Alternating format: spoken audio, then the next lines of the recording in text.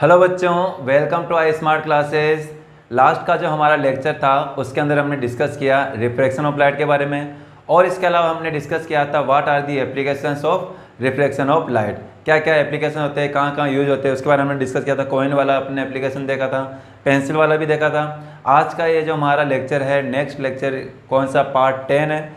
इस पार्ट 10 के अंदर हम डिस्कस करेंगे जब कभी भी लाइट रे पास होती है किसी भी ग्लास स्लैब से। यहाँ पर आपको एक इमेज दिख रही होगी। जब किसी भी ग्लास स्लैब से लाइट रे पास होती है तो वहाँ पे क्या होता है, रिफ्रैक्शन कैसे क्या वहाँ पे होता है। और इसके अलावा जो रिफ्रैक्शन ऑफ लाइट के कौन कौन से उसके लॉज है उसके बारे में डिस्कस करेंगे। रिफ्रैक्टिव इंडेक्स के बारे में भी हम डिस्कस करेंगे। तो इस वीडियो को एंड तक देखे, आपको सब कुछ जानने को मिलेगा। तो चलिए स्टार्ट करते हैं।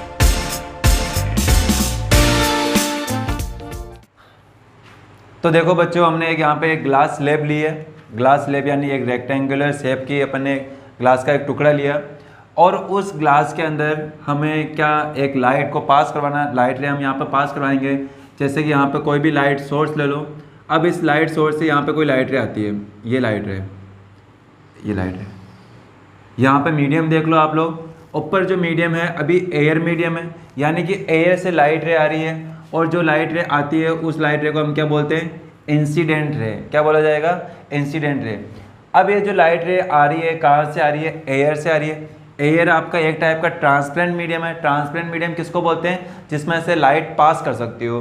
तो यहाँ से लाइट एयर से पास होती हुई आ रही है। अब ये लाइट रे अब एंटर करेगी किसके अंदर, ग्लास के अंदर। अब देखो, एयर वाला मीडियम अलग है और ग्लास वाला मीडियम अलग है। यहाँ पे जो ग्लास होते हैं, ग्लास के जो मॉलिक्यूल्स होते हैं थोड़े पास पास होते हैं, यानी ग्लास की जो डेंसिटी होती है वो थोड़ी ज़्यादा होती है किसके मुकाबले, एयर के कंपैरिजन में। तो अब ग्लास की अगर ये इसकी डेंसिटी ज़्यादा है, इसके मॉलिक्यूल्स पास पास है, इट मीन्स ये क्या होगा, डेंसर होगा, और ये क्या होगा, रेयर होगा। रेयर और डेंसर को मैंने लास्ट वीडियो में अच्छे से कवर किया था। अब इसके बाद में हम ये भी जानते हैं कि जब कभी भी कोई भी लाइट रे किसी वन ट्रांसपेरेंट मीडियम से अनदर ट्रांसपेरेंट मीडियम में जब वो एंटर करती है, तो उस केस में वो अपने ओरिजिनल पाथ से थोड़ी क्या हो जाती है, डेविएट हो जाती है। वो थोड़े उसमें क्या आ जाता है, डिफ्लेक्शन आ जाता है, बेंड हो जाती है अपने ओरिजिनल पाथ से। तो अब ये जो बेंड होगी वो किस ओर होगी, वो होगी आपके नॉर्मल की ओर होगी, नॉर्मल की ओर, टूवर्ड्स द नॉर्मल होगी। हमने पढ़ा ना, जब कभी भी लाइट रे रेयर से डेंसर के अंदर एंटर करती है, तो उस केस में जो लाइट रे होती है वो किस ओर बेंड होती है, टूवर्ड्स द नॉर्मल। अब नॉर्मल क्या होता है, नॉर्मल हम बोलते हैं कि लाइट रे किसी भी सरफेस के जिस पॉइंट पे इंसिडेंट होती है, अगर इस पॉइंट के परपेंडिकुलर यानी कि 90 डिग्री परपेंडिकुलर अगर अपन एक यहाँ पे एक इमेजिनरी लाइन अगर ड्रॉ करें, तो उस इमेजिनरी लाइन को बोला जाएगा नॉर्मल, और इसको डिनोट किया जाता है एन से। किससे डिनोट करेंगे हम, एन से। तो ये इंसिडेंट रही। अब ये इसको देखो, एक्चुअल में इसको कैसे जाना कैसे चाहिए था, स्ट्रेट जाना चाहिए था, ऐसे स्ट्रेट, बट क्या स्ट्रेट जाएगी क्या, ये स्ट्रेट नहीं जाएगी। क्या स्ट्रेट जाएगी, नहीं जाएगी। तो स्ट्रेट नहीं जाएगी तो फिर क्या होगी, ये बेंड होगी। किसकी ओर बेंड होगी, टूवर्ड्स द नॉर्मल। ये नॉर्मल है ना, इस नॉर्मल की ओर बेंड हो जाएगी। ये ओर बेंड यानी ये रहा,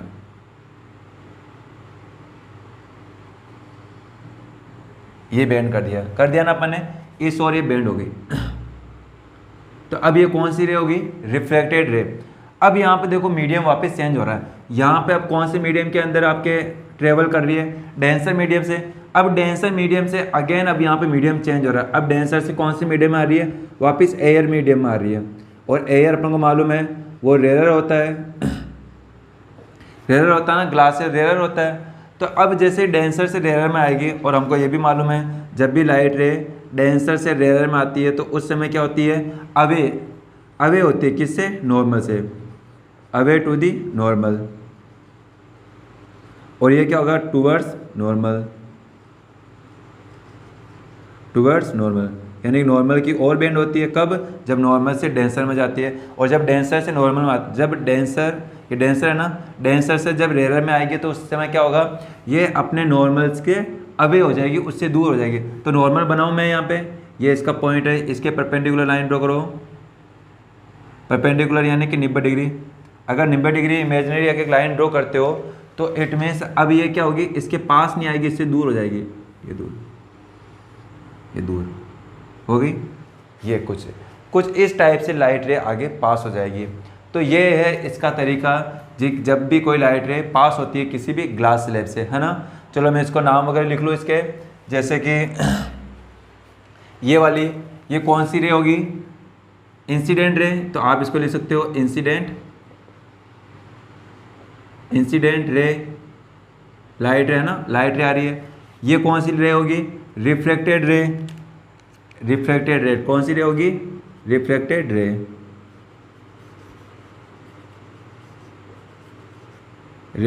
रे, ठीक है ना। अब यहाँ पे चलो ठीक है, ये इंसिडेंट रे होगी, ये रिफ्लेक्टेड रे होगी। अब इस जगह के लिए बात करें तो ये इंसिडेंट रे हो जाएगी और ये रिफ्लेक्टेड रे हो जाएगी।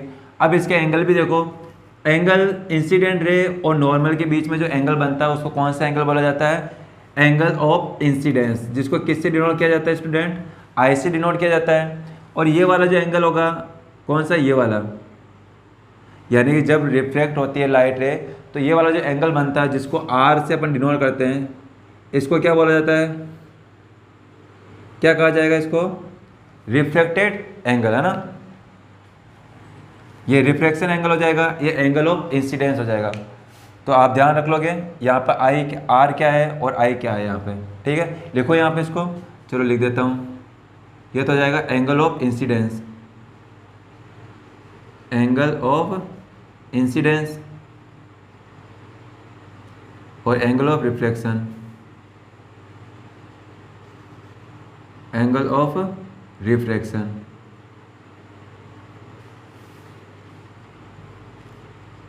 ठीक है। ध्यान रह जाएगा। अब इस चीज़ का ध्यान रखना, यहाँ पर रिफ्लेक्शन तभी होगा जब लाइट रे कैसी होगी, थोड़ी ओब्लिक आए, थोड़ी तिरछी आए। अगर ये लाइट रे तिरछी ने आके अगर स्ट्रेट आती है तो उस केस में क्या होगा, देखो अगर ये लाइट रे अगर तिरछी ना आके बिल्कुल स्ट्रेट आए, हालांकि स्ट्रेट बनी नहीं है, थोड़ी यहाँ से बेंड होगी, चलो कोई बात नहीं, अब सीधी लग रही है। तो जब कभी भी लाइट रे ऊपर से स्ट्रेट आती है, बिल्कुल परपेंडिकुलर आती है, और जब भी परपेंडिकुलर आती है लाइट रे तो उस केस में वो लाइट रे सीधी पास हो जाती है, ऐसा सीधी पास, ठीक है। ये चीज़ का ध्यान रखना, लाइट रे सीधी पास हो जाएगी ऐसे। और जब भी कोई लाइट रे है ना बिल्कुल 90 डिग्री पर अगर इंसिडेंट होती है, अब इसका नॉर्मल कहाँ पर बनेगा, अगर मैं इसका नॉर्मल बनाऊँ तो नॉर्मल भी कहाँ बनेगा, इसके परपेंडिकुलर बनेगा, यानी इसी पे। तो इट मीन्स यहाँ पे क्या हो रहा है, जो लाइट रे आ रही है कैसे आ रही है, नॉर्मल पे आ रही है ना, तो इसको क्या बोला जाता है, नॉर्मल इंसिडेंस भी बोला जाता है। इसको क्या बोला जाता है बच्चों, नॉर्मल इंसिडेंस। मतलब क्या है कि जब कभी भी लाइट रे 90 डिग्री एंगल पे परपेंडिकुलर जब इंसिडेंट होती है किसी भी सरफेस पे, उस केस में उसको नॉर्मल इंसिडेंस बोला जाता है। तो ये है, आपको ध्यान रखना। अब ये मेन आपको डायग्राम आपको पता होना चाहिए, समझ में आना चाहिए। अब रही बात इनके पॉइंट की, इनके कोऑर्डिनेट की, इनके, तो आप इनको नाम कुछ भी दे सकते हो, नोमेनक्लेचर कुछ भी कर सकते हो। जैसे कि इसको कर लो आप ए, इसको बी, सी और डी। अब चाहो तो इसको आप एम कर लो और इसको ओ कर लो, इसको ओ डेस कर लो और इसको एन कर लो, कोई फ़र्क नहीं पड़ता है इसमें आप नाम क्या देते हो। इसमें आपने अपनी इच्छा अनुसार जैसा आप देना चाहो वैसा आप लोग दे सकते हो, ठीक है। तो ये है अपना रिफ्लेक्शन ऑफ लाइट रे when light ray passes through एक ग्लास स्लैब। जब किसी ग्लास स्लैब से लाइट रे पास होती है तो उस समय जो रिफ्लेक्शन होता है ऐसा कुछ होता है। तो अब ध्यान रह जाएगा आपको, तो ये आपको करना है। अब इसके बाद में देखो लॉज ऑफ रिफ्लेक्शन की बात करें, किन की बात करें, लॉज ऑफ रिफ्लेक्शन की। तो जैसे अपन ने रिफ्लेक्शन के अंदर पढ़ा था, अभी हम बात कर रहे हैं किसकी, रिफ्लेक्शन की। क्या आपको रिफ्लेक्शन वाले लॉज याद है, क्या याद है आपको, नहीं याद है, चलो मैं रिकॉल करवाता हूँ आपको। अगर आपको ध्यान हो तो उसके अंदर अपन ने एक लॉ तो ये पढ़ा था, angle i equal to angle r, यानी एंगल इंसिडेंस एंगल और आपके एंगल ऑफ रिफ्लेक्शन वाला दोनों इक्वल थे। वहीं पे जब बात करें, और इसके अलावा सेकंड लॉ क्या था उसका, कि इंसिडेंट एंगल मतलब कि इंसिडेंट रे और रिफ्लेक्टेड रे और नॉर्मल तीनों आपके सेम प्लेन में लाई करते हैं।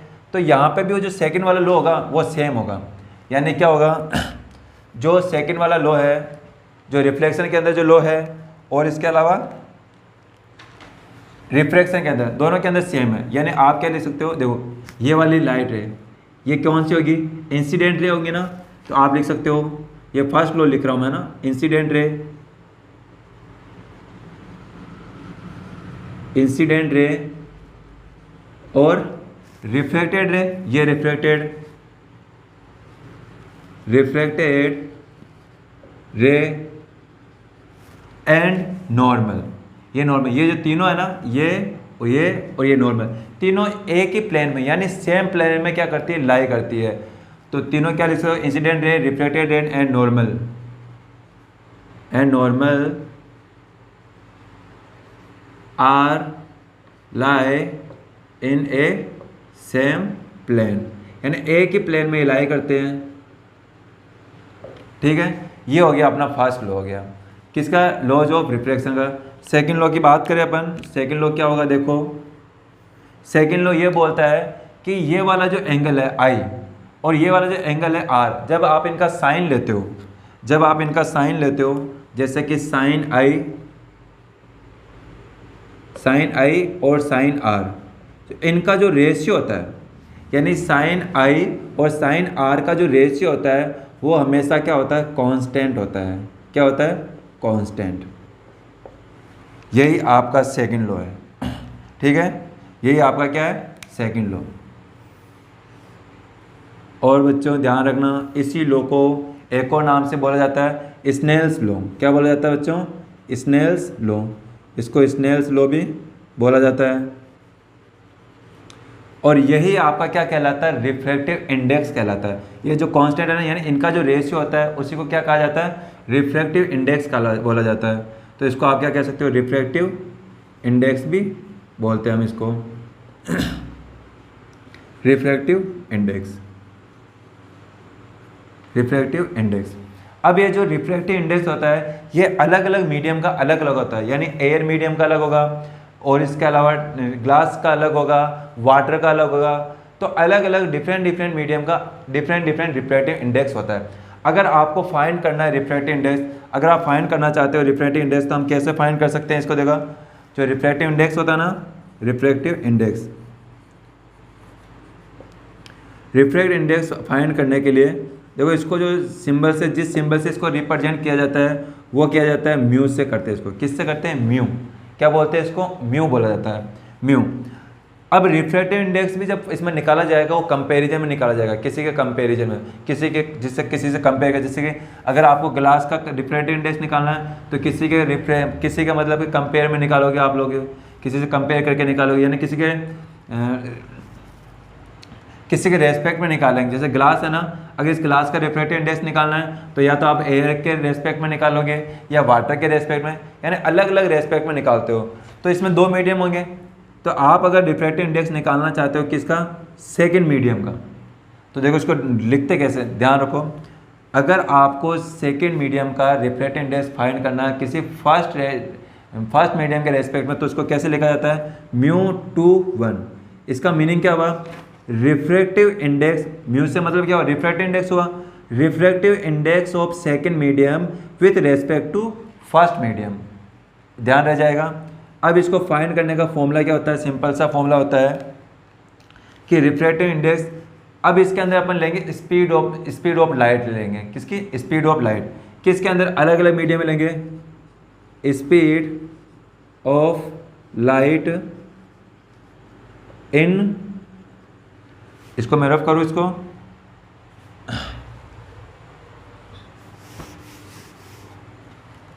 Refract speed of light in medium.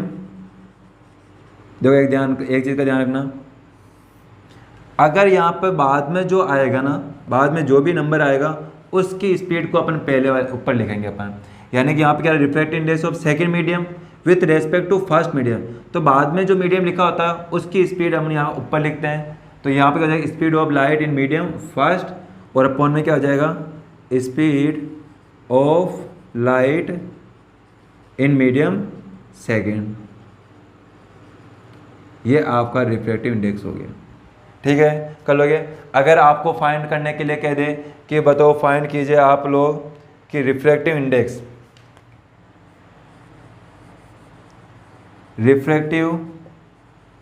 Index, अगर आपको रिफ्रैक्टिव इंडेक्स फाइंड करना है किसका, वाटर का, किसका, वाटर का।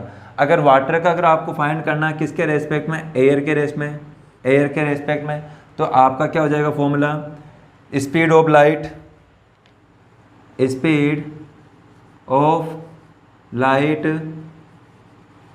यहाँ पे इनको चाहो तो v1/v2 भी लिख सकते हो, है ना, v1/v2 स्पीड को, है ना, स्पीड ऑफ लाइट। तो अब हम ऊपर कौन से मीडियम में लिखेंगे स्पीड, एयर वाले मीडियम में लिखेंगे, तो क्यों बाद वाला जो लिखा होगा उसको ऊपर लिखना अपन, speed of light in medium in air, और ऐसे अपॉन में स्पीड ऑफ लाइट इन कौन सा मीडियम यहाँ पहले, वाटर, ये वाटर हो गया, ठीक है। चाहो तो आप इसको ऐसे लिख सकते हो VA/VW, यानी कि speed of light in air, speed of light in water. तो ऐसा रेशियो निकाल के आप उनका रिफ्रैक्टिव इंडेक्स निकाल सकते हो। अब डिफरेंट मीडियम का डिफरेंट रिफ्रैक्टिव इंडेक्स आपका होता है उसका। आप चाहो तो देखो यहाँ पे एक टेबल आपको दिखाई दे रही होगी अभी ये, तो ये जो टेबल है, इस टेबल के अंदर आप देख सकते हो एयर का कितना होता है, 1 पॉइंट होता है, 1.00, और इसके अलावा वाटर वगैरह का। तो ये सारा डिफरेंट मीडियम का डिफरेंट होता है, तो आप इसको आप ध्यान रख सकते हो, ठीक है। तो यही है इसके अंदर। तो अब आप लोग कर लोगे। अब इसमें अगर ऐसे पूछ लिया जाए refractive index of water with respect to vacuum, अगर वैक्यूम का पूछ लेना आपको, तो उसका क्या हो जाएगा, μW, वैक्यूम को यहाँ पे या तो आप लिख लो V लिख लो, वैक्यूम से V, या फिर अगर आप नहीं भी लिखते हो तो भी अपन वहाँ पे समझेंगे वैक्यूम के रेस्पेक्ट में। तो ऊपर क्या जाएगा, speed of light in vacuum, जिसको C से डिनोट किया जाता है, upon speed of light in water वगैरह जो भी होगा वो वहाँ पे लिख लिया जाएगा। तो ये है रिफ्रैक्टिव इंडेक्स का। अच्छा, अगर आपको पूछ लिया जाए कि जो रिफ्रैक्टिव इंडेक्स होता है ये किन किन चीज़ों पे डिपेंड करता है, तो चलो पहले आप लोग इसको नोट कर लो, फिर मैं आपको लिखवाता हूँ, पॉज करके लिख लो। अगर अब आपसे पूछ लिया जाए कि जो रिफ्रैक्टिव इंडेक्स होता है किसी भी मीडियम का, वो किस किस बातों पर डिपेंड करता है, तो कौन कौन से पॉइंट पर डिपेंड करता है, चलिए आप लोग देखिए। तो ये जो डिपेंड करता है रिफ्रैक्टिव इंडेक्स, फर्स्ट ये डिपेंड करता है नेचर ऑफ मीडियम, यानी कि आपका जो मीडियम है उसका नेचर क्या है उस पर डिपेंड करेगा, नेचर ऑफ मीडियम, ठीक है। मीडियम क्या होगा, जिसमें से भी लाइट रे पास हो रही है, चाहे वो एयर हो सकता है, वाटर हो सकता है, ग्लास हो सकता है, बस ट्रांसपेरेंट होना चाहिए। सेकेंड डिपेंड करता है डेंसिटी। डेंसिटी जानते हो ना कि आपका जो मीडियम है उसकी डेंसिटी कितनी है। डेंसिटी से मतलब है कि उसके जो मॉलिक्यूल्स है वो कितने पास है, जितने पास होंगे उतनी उसकी डेंसिटी ज़्यादा होगी, इस चीज़ का ध्यान रखना। और अगर बात करें अपन पॉइंट नंबर 3 की, तो वो किस पे डिपेंड करती है, वो डिपेंड करती है वेवलेंथ ऑफ कलर्स। जो कलर, जो लाइट रे है ना, उसके जो कलर है उसकी जो वेवलेंथ होती है उस पर डिपेंड करती है। यहाँ पर वेवलेंथ क्या होती है, वेवलेंथ जानना चाहते हो आप लोग, चलो देखो वेवलेंथ को देखो। वेवलेंथ होती है कि अगर कोई भी वेव है, जैसे कि वेव है ना, ये कुछ वेव ऐसी होती है, और इस वेव की ये मेन पोजीशन हो गई, तो इनका जो मैक्सिमम, या तो ये ले लो, ये वाली जो बीच की डिस्टेंस होगी, ये इनके जो मैक्सिमम जो इनका जो एम्पलीट्यूड होगा ना, क्रस्ट बोलते हैं शायद इसको, तो इनके जो बीच की जो डिस्टेंस होगी इसको बोला जाता है वेवलेंथ, लैम्डा। चाहे आप इसको ले लो, वेवलेंथ को लैम्डा से डिनोट करते हैं ना, चाहे ये देख लो, इसको भी वेवलेंथ बोला जाता है, या फिर आप ये ले सकते हो, ये मिनिमम वाली, ये इसको भी वेवलेंथ बोला जाता है, ठीक है, लैम्डा। यानी टू मैक्सिमम कंप्रेशन के बीच की जो डिस्टेंस होती है उसको अपन लैम्डा से वेवलेंथ से अपन डिनोट करते हैं, ये लेंथ। तो ये वेवलेंथ ऑफ कलर की वेवलेंथ पे उस पर डिपेंड करता है। तो ये जो 3 चीज़ें होती है इस पर डिपेंड करता है आपका रिफ्रैक्टिव इंडेक्स। अच्छा, अगर आपसे पूछ लिया जाए जो रिफ्रैक्टिव इंडेक्स होता है वो मैक्सिमम कौन से कलर का होता है, मैक्सिमम कौन से कलर का होता है और मिनिमम कौन से कलर का होता है, तो देखो, तो मैक्सिमम जो होता है रिफ्रैक्टिव इंडेक्स, मैक्सिमम ध्यान रखना है ना, ये अपने RBSC वाली बुक के अंदर नहीं है। ये जो पॉइंट लिखवाए ना मैंने, ये तीनों पॉइंट, ये अपने RBSC वाली बुक में नहीं है, बट आप जब NCERT की बुक पढ़ोगे ना उसके अंदर ये पॉइंट मिलेंगे आपको, ठीक है। ये तीनों पॉइंट मिलेंगे, ये भी मिलेगा मैक्सिमम एंड मिनिमम का, तो आपको मालूम होना चाहिए, ठीक है, चाहे आपकी बुक में होना हो। रिफ्रैक्टिव इंडेक्स मैक्सिमम कौन से कलर लाइट रे का होता है? वॉयलेट। किसका होता है? वॉयलेट। जो वॉयलेट कलर की लाइट रे होती है ना, उसका सबसे ज़्यादा मैक्सिमम होता है उसका रिफ्रैक्टिव इंडेक्स। अगर बात करें मिनिमम की, जो रिफ्रैक्टिव इंडेक्स है वो मिनिमम किसका होता है? कौन सी कलर की लाइट रे का होता है मिनिमम? वो होता है, नाम से देखो, कलर से पता चल रहा होगा आपको, किसका होता है? रेड कलर का।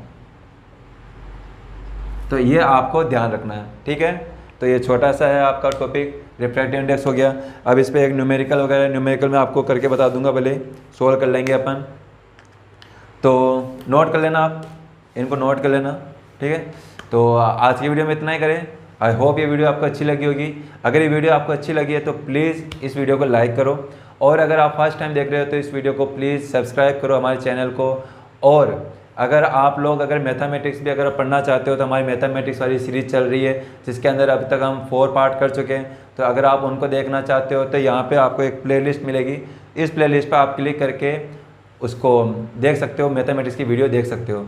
तो आज के लिए इतना ही है। Okay, bye and take care.